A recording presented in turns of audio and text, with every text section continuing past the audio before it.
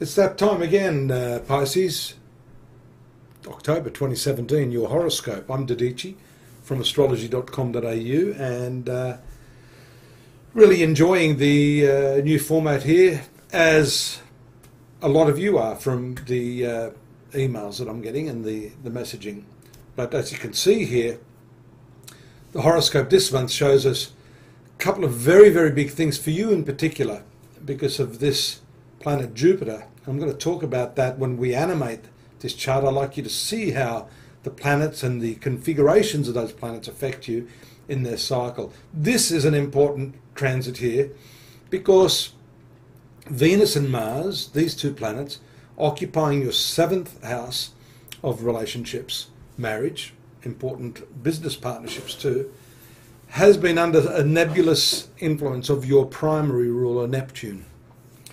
And what that shows us is that although you've had passion, a real drive here for your relationships, that's been somewhat stymied by this combination.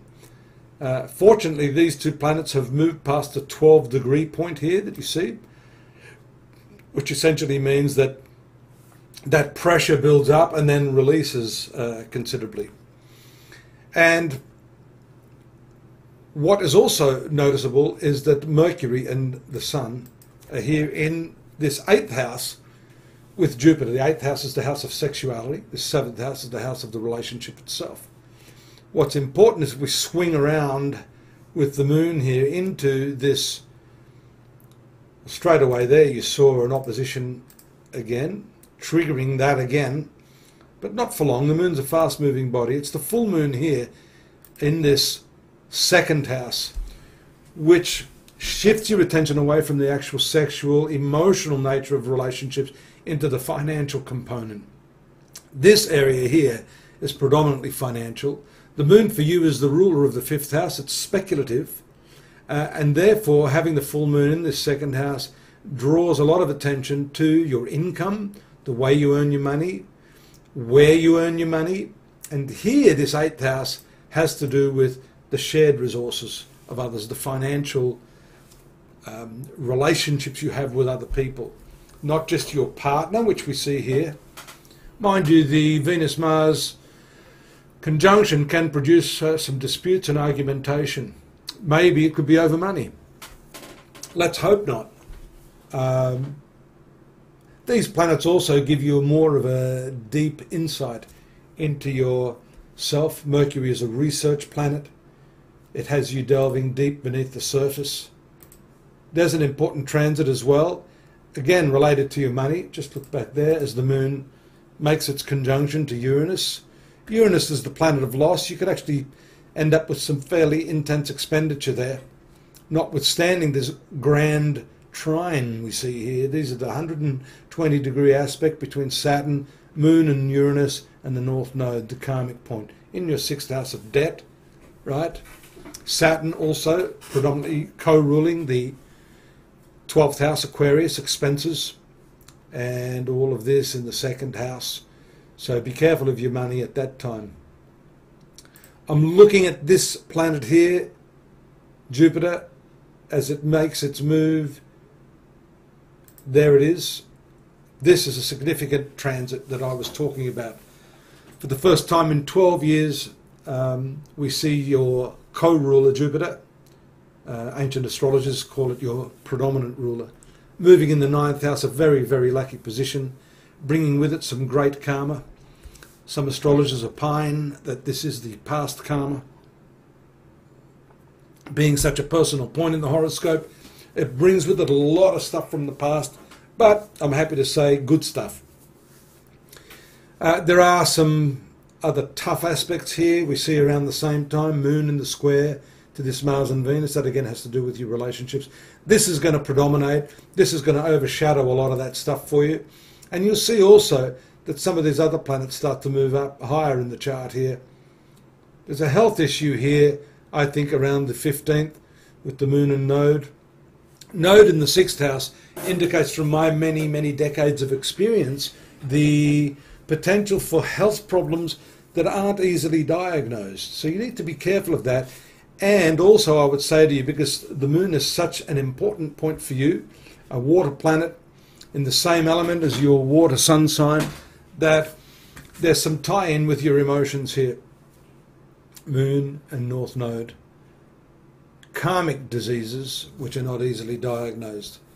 These problems, if you're having any, I'm not saying you should not go to your doctor, not at all. You must always follow up on that. But I'd be saying that you need to be using some esoteric principles to help you overcome some of the discomfort that you may be feeling. Problems in your relationships, again, sorry to say that, although maybe not bad problems. You need to have some problems to help lift the relationship. Moon and Mars are two of your best planets. Mars rules your 9th house, Moon rules your 5th. The combination of these two is very good for starting new relationships or taking your existing relationship and sweetening a little bit. You notice here Venus slipped out of this area into the sign of Libra in your 8th house. This is also sexual and related to your relationships. There's Mercury moving to the 9th house on or about the 18th, 19th, and then the Sun. Well, Moon is up there, but then it's the Sun that I want to see here around the 24th, which brings 3 dominant themes into your 9th house of spirituality, education. Mercury in the 9th is very much a no-brainer as far as education is concerned.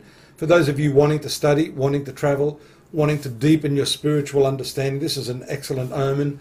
Again, you've got this beautiful triangular aspect, mainly here, discard this.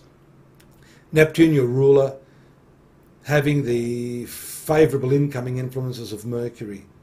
Then the Sun, then Jupiter. The Sun may actually start to give its impact around right at the tail end of the month, if you look there, because there's well, actually even here, some say there's a 17-degree orb, so even at this time there's a strong relationship between the Sun and your ruler. Again, the Sun is ruling the 6th house. That's that theme we mentioned earlier. Itchy nose, sorry. Having to do with health, having to do with debt. This is spending money on education and on journeys. Moon and Pluto, compulsive relationships, especially socially. This is the social part of your horoscope, again, around the 26th and 27th. And we're moving to the end here. But all of those planets in the upper part of the chart are a very, very nice combination indeed. These will move up further into the next sector of the horoscope, which I'm going to keep you in suspended terror. I'll tell you all about that next month. Hint, it has to do with your profession and some good stuff that I'm going to tell you about next month. So I do hope that you join me. And in the meantime, please subscribe. We need your subscriptions. We need to keep the site going. So visit astrology.com.au, buy a little report or something. You know, ad revenues are shrinking right now, so we need your help there. Just buy something for $5, $10, $15. We've got some great reports there at a reasonable price. And I do appreciate you stopping in and hope you do so again next month. Till then, take care. Bye-bye for now.